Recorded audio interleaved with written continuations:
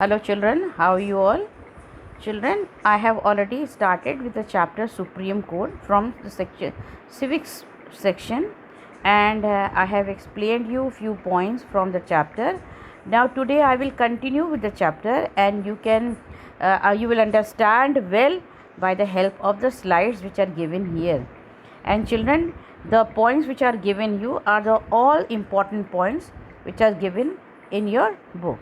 So children, as you all know, that Supreme Court is the highest court in our country. Now, what are the in this chapter we will read composition, qualification of judges of Supreme Court, term, appointment, and why it is independent from the control of executive and legislative, and then power of jurisdiction of Supreme Court, and whatever the power is, are the original jurisdiction, appellate, advisory, revisory, judicial, and it is also a court of record, right? And Supreme Court is also guardian of constitution, because whenever there is a problem regarding confusion regarding the constitution, whatever is written in the constitution, then it becomes the duty of Supreme Court to explain in detail what is written in the constitution, children. That is why it is also said that it is protector of our fundamental right.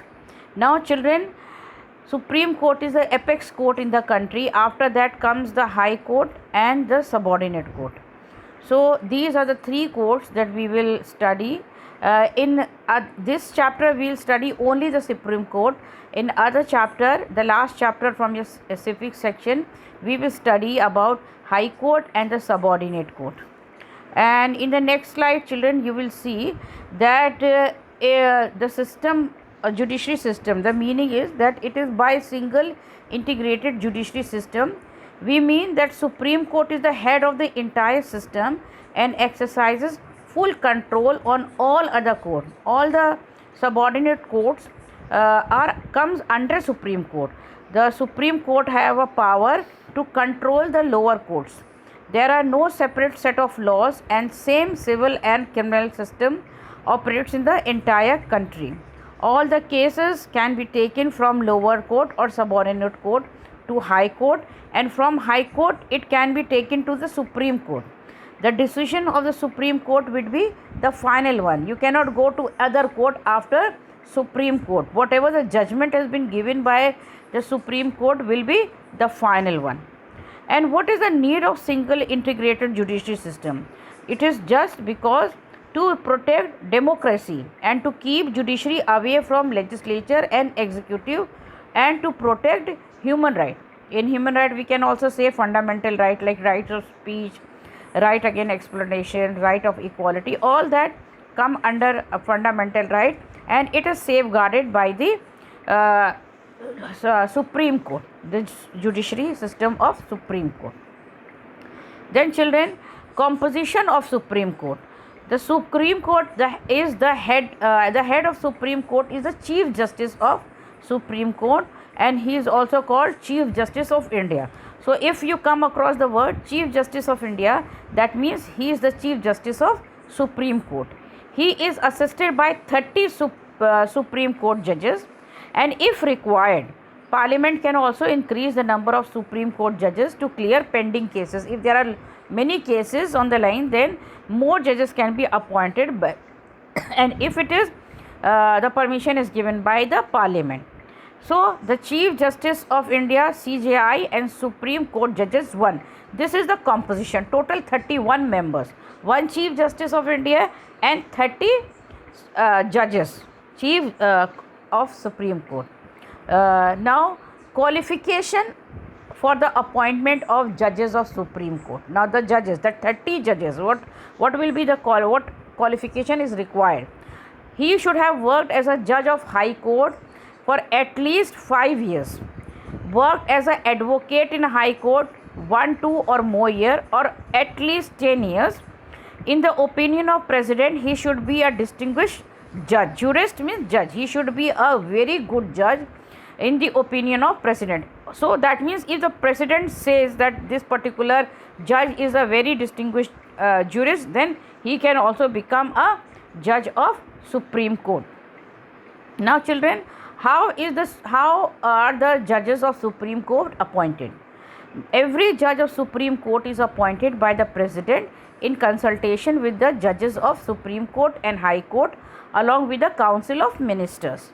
In case of appointment of other 30 judges of Supreme Court, it is done by the president with the consultation of the Chief Justice of Supreme Court. Now, Supreme Court, the judge of Supreme Court is always appointed by the president by the consultation of judges of Supreme Court, and in the High Court, in other judges, 30 judges, is done by the president with the consultation of the Chief Justice of Supreme Court. In case of the Chief Justice is unable to perform his duty, then president appoint the new Chief Justice of India. Okay, if he is not able to perform his duty well, the new Chief Justice is appointed by the President of India, of our country. Then children, appointment of ad hoc judges of Supreme Court. Now Chief Justice of India may appoint the judge of High Court as an ad hoc judge of Supreme Court for a specific period if necessary.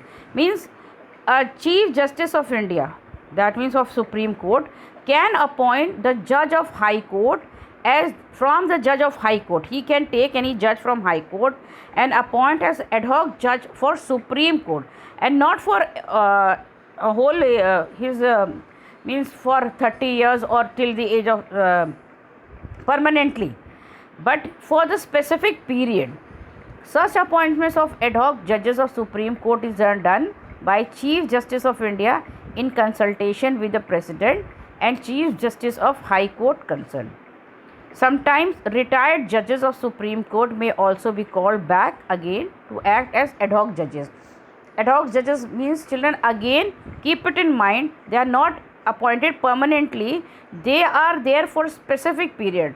So even retired judge, those who have retired from Supreme Court, they can also be called back to work as ad hoc judges. Children, ad hoc means like sometime in your school also teachers, a permanent teacher is sick or due to any reason cannot come to school for few months, then one teacher comes to teach in that place, but the teacher is not permanent, she comes for a specific period by the time your permanent teacher is not back.